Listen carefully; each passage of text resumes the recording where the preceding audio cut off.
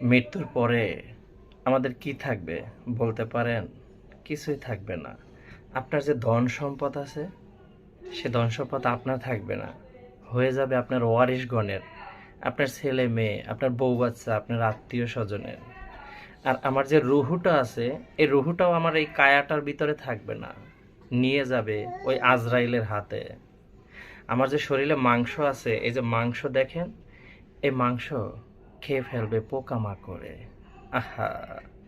আমার যে এই হাড়গুলো আছে না, এই যে হাড়, এই হাড়গুলো ওই মাটির সাথে মিশে যাবে। কারণ কি জানেন? এই দেহটা এই দেহটা তো তৈরি মাটি দিয়ে। কি আফসোস! তখন আপনার নিজের বলতে কি থাকবে বলতে পারেন? কিছুই থাকবে না, কিছুই থাকবে না। হ্যাঁ, তবে থাকবে, যদি আপনি নেক আমল নিয়ে যেতে পারেন, সেই নেক আমলটুকু থাকবে।